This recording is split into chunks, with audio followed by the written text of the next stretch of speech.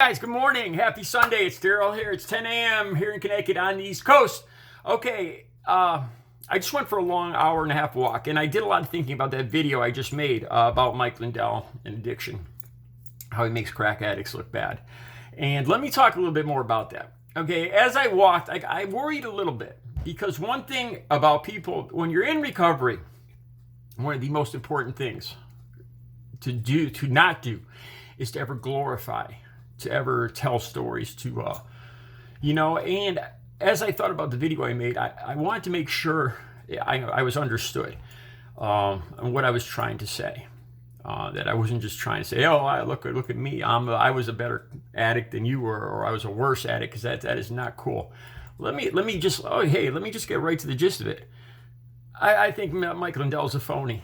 I do. When I got back, I read a little bit more. I wanted to know as much about his book as I could without reading it, having to read it, just for a couple reasons, because I want to finish up these videos. And the story he tells is about these three biggest dealers being concerned about him, and how he went around waving $100 bill and nobody would sell to him, and that the dealers almost babysat him. Oh my God, it makes me nauseous. This is an addiction. This is not any. Let me tell you the truth. Let me tell you about the addiction I know. All right, crack, heroin, methamphetamine. Let me tell you about those things. Once you get involved with those drugs, you're going to do one of three things. You're going to either sling, stick, or suck. All right? Sling, you're going to sling drugs. A lot of people don't have the balls. They don't have it in them to go down to places like the South Bronx, Father Panic Village in Bridgeport, the north end of Hartford, to deal one-on-one in a business relationship with gangs in gangland. To do what has to be done. It's a whole different way of life.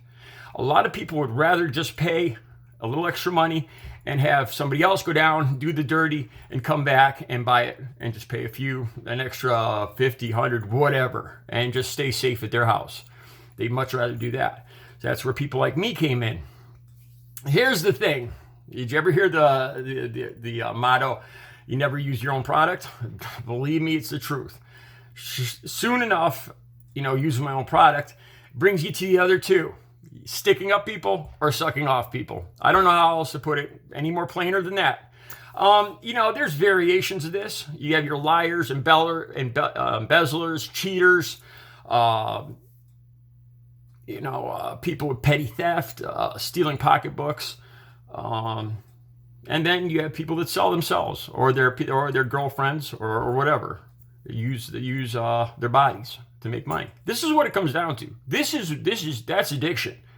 This story that Mike is telling about being a professional gambler and how these addicts were looking, or these drug dealers were looking out for him, like they cared about him and they babysat him, and he was waving around $100 and he would go from rags to riches.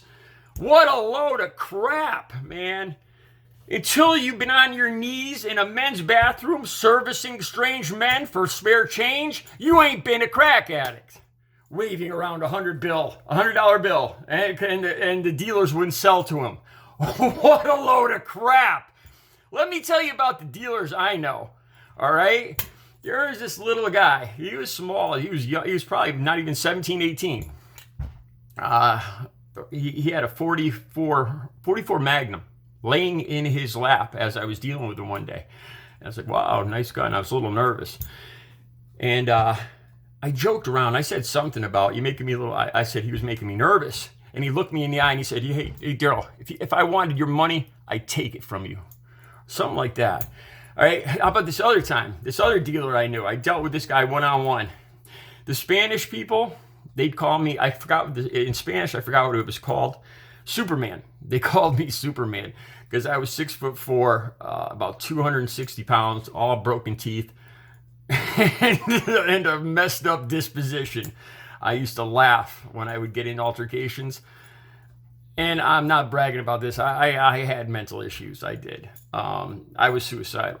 But anyway, okay, so this other dealer that I knew was driving a beautiful racing green BMW, beautiful rims, And, his sole job was selling heroin. And he pulled up and he had another new set of rims and tires on it. And I commented on how beautiful these tires and rims were. They were at least like $4,000 just for the wheels. And he goes, well, thanks. He goes, you bought them for me. Swear to God, laughing at me. I had to meet this guy every day to get my 5 to 10 bags of heroin, or I would get sick. I didn't even get high at that point.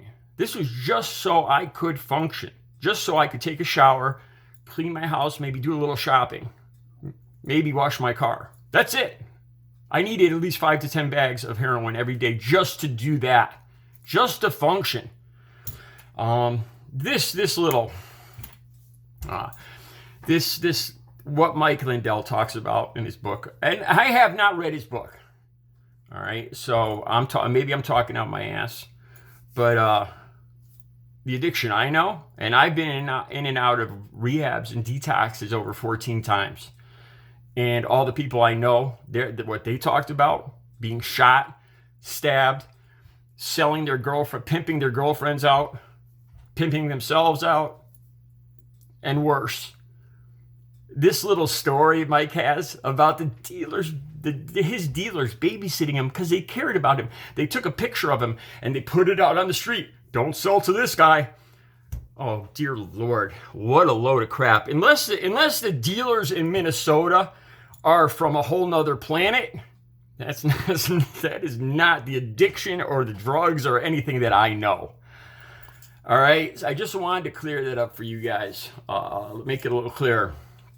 My point here, I'll tell you what, my point is either Mike Lindell is exaggerating his addiction and makes it sound a little worse, that he had a little more control of it than he did, than he lets on, or he's not telling you everything. He's not telling you the really nasty stuff that he did, the down and dirty, that every addict gets to a low point where they do terrible, disgusting things, and that's how you hit bottom, and that's how you come back up. It's not a pretty story where the dealers care about you so much that your actual drug dealers hold an intervention for you so you don't do drugs anymore. What a load of crap. All right, hey, I'll be back later. I'm going to be keeping an eye on the news all day today. It's some stuff about a million militia march today, and I'm praying to God that smarter minds prevail, calmer minds prevail today.